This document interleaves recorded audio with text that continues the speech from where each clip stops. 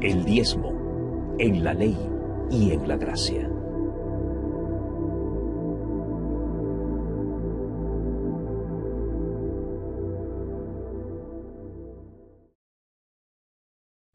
El diezmo es la 10ª parte de algo.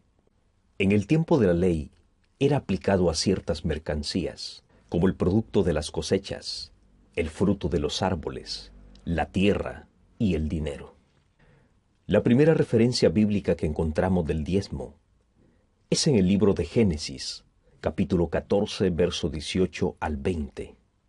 Y dice: Entonces Melquisedec, rey de Salem y sacerdote del Dios Altísimo, sacó pan y vino, y le bendijo diciendo: Bendito sea Abraham del Dios Altísimo, creador de los cielos y la tierra, y bendito sea el Dios Altísimo, que entregó a tus enemigos en tu mano, y le dio a Abraham los diezmos de todo.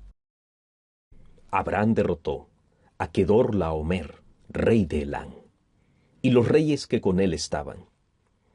Logró recuperar todos los bienes de los reyes de Sodoma, a su pariente Lot y sus bienes. Y salió al encuentro Melquisedec y lo bendijo. Y dice la Escritura que Abraham le dio el diezmo de todo. Esta es la primera vez que se menciona el diezmo en la Biblia. Pero vamos a analizar algunos detalles. ¿Qué impulsó a Abraham a dar el diezmo de todo?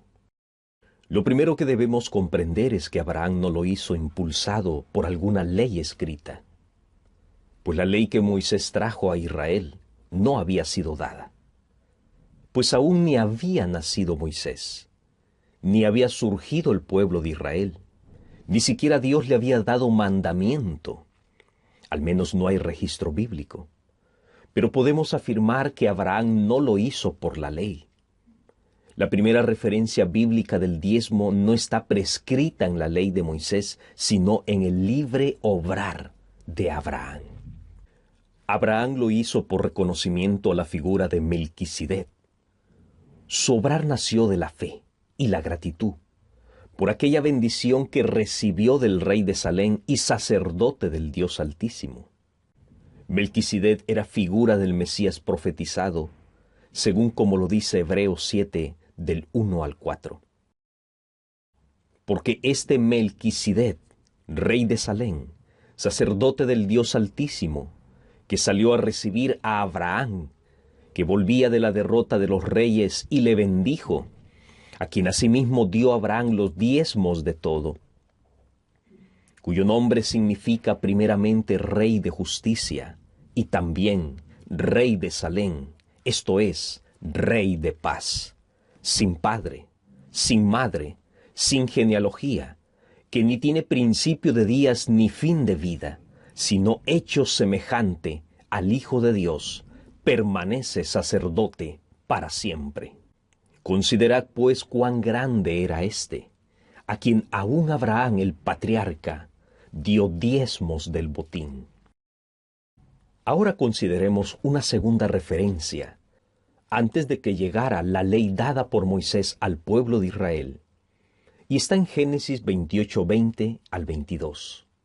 E hizo Jacob voto, diciendo: Si fuere Dios conmigo, y me guardare en este viaje en que voy, y me diere pan para comer y vestido para vestir, y si volviere en paz a la casa de mi padre, Jehová será mi Dios, y esta piedra que he puesto por señal será casa de Dios, y de todo lo que me dieres, el diezmo apartaré para ti.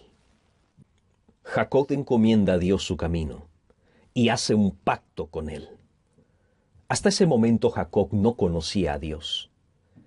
Es Dios quien se le manifiesta en sueños, cuando él se recostó en tierra sobre una piedra. El pacto consistía en que si Dios lo guardara del peligroso viaje que emprendería, y le daba todo lo necesario para comer y vestir, Jacob abrazaría a Dios como su Dios. Y la prueba de demostrárselo es que a partir de ese momento, Jacob apartaría la 10ª parte de todo lo que Dios le daría.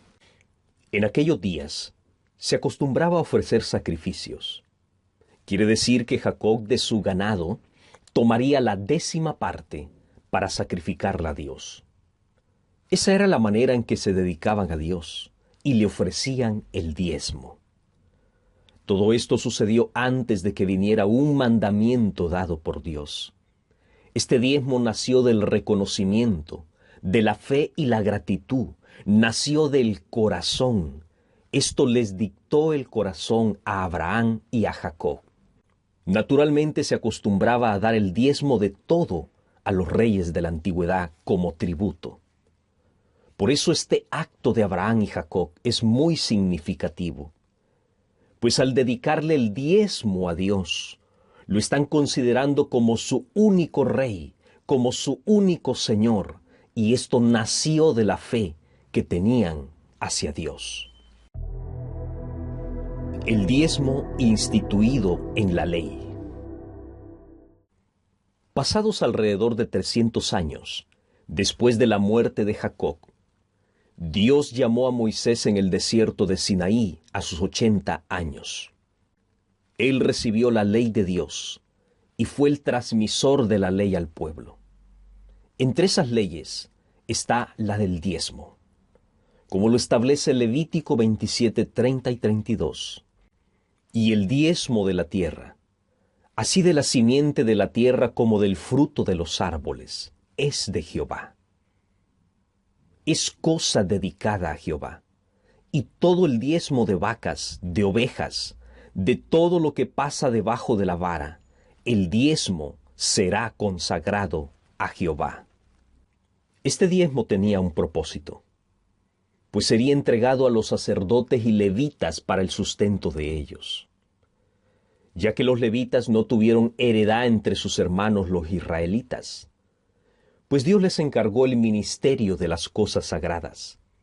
Así lo establece la ley de Moisés en Números 18:21. Y he aquí yo he dado a los hijos de Leví todos los diezmos en Israel por heredad, por su ministerio, por cuanto ellos sirven en el ministerio del tabernáculo de reunión. Nadie podía tomar de aquellos diezmos, solo los israelitas que fueran de la tribu de Leví. Esta era la ley establecida en el pueblo de Israel. Dios les da a los levitas un mandamiento con respecto al diezmo que recibían. Ellos tenían que separar la 10ª parte del diezmo recibido, lo que se llama el diezmo del diezmo, como lo establece la ley de Moisés en Números 18, 26 y 28. Así hablarás a los levitas y les dirás: cuando toméis de los hijos de Israel los diezmos que os he dado por vuestra heredad, vosotros presentaréis de ellos en ofrenda mecida a Jehová el diezmo de los diezmos. Así ofreceréis también vosotros ofrenda a Jehová de todos vuestros diezmos que recibáis de los hijos de Israel, y daréis de ellos la ofrenda de Jehová al sacerdote Aarón. Vemos que este diezmo era para el sustento tanto de los levitas como del sumo sacerdote. Los levitas también debían participar del diezmo, apartando la 10ª parte de lo que recibían del pueblo, y lo presentaban ante Dios como una ofrenda mecida. Es decir, no era quemada en holocausto, sino solo mecida, pues esa ofrenda se le daba a Aarón como porción para su sustento y el de su familia. Todo este ritual formaba parte del diezmo conforme a la ley, la cual era exclusiva para el pueblo de Israel. El diezmo en la gracia. Cuando Jesucristo empieza su ministerio, comienza un tiempo diferente, como lo dice la Escritura, pues la ley por medio de Moisés fue dada, pero la gracia y la verdad vinieron por medio de Jesucristo. San Juan 1:17. Este tiempo se llama la gracia, donde se manifiesta lo real y verdadero. Pero, ¿Qué se enseñó en el tiempo de la gracia con respecto al diezmo? Jesucristo lo menciona al reprender a los fariseos y escribas, como dice Mateo 23:23. Ay de vosotros, escribas y fariseos hipócritas, porque diezmáis la menta y el eneldo y el comino, y dejáis lo más importante de la ley, la justicia, la misericordia y la fe. Esto era necesario hacer sin dejar de hacer aquello. Los fariseos y escribas practicaban lo que estaba escrito en la ley de Moisés, pero no había una transformación interna en ellos. Jesucristo les señalaba que de nada les servía ser meticulosos en el diezmo si no había un cambio interno en sus corazones. Guardaban la ley, pero se apartaron de lo más importante, que era la justicia, la misericordia y la fe. Jesucristo habló del diezmo, señalando a quienes se autojustificaban con las obras de la ley, como el ejemplo que puso de los dos hombres que subieron al templo a orar. Uno era fariseo y otro publicano. El fariseo diezmaba, el publicano era un pecador. Pero el publicano llegó humillado ante Dios, y el fariseo llegó exaltado ante Dios. Y aunque el fariseo guardaba a la perfección y muy meticulosamente la ley, no logró justificarse delante de Dios. En cambio, el publicano, que no guardaba la ley, pues no era religioso, pero llegó humillado, reconociendo que era un pecador, logró ser justificado delante de Dios. Pero debemos recordar y puntualizar que todo esto se dio en un contexto judío. Jesús les hablaba a personas que guardaban la ley de Moisés y no se refería a los gentiles. Pero cuando se empieza a formar la iglesia primitiva, la puerta a los gentiles era abierta, de tal manera que las iglesias se componían de judíos y griegos y de personas de otras naciones que no estaban obligadas a guardar la ley de Moisés. Vamos a analizar las primeras comunidades cristianas, cómo se empezaron a formar y qué enseñanza tenían con respecto al diezmo. Leamos Hechos, capítulo 4, verso 32 al 35. Y la multitud de los que habían creído era de un corazón y un alma, y ninguno decía ser suyo propio nada de lo que poseía, sino que tenían todas las cosas en común.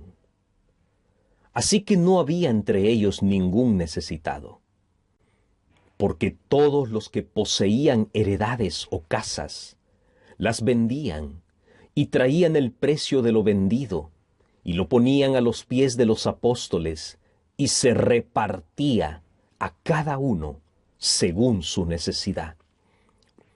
Podemos notar que en este pasaje no se menciona el diezmo, pero sí algo más profundo, que salía del corazón, y era la generosidad. La generosidad no tiene límites.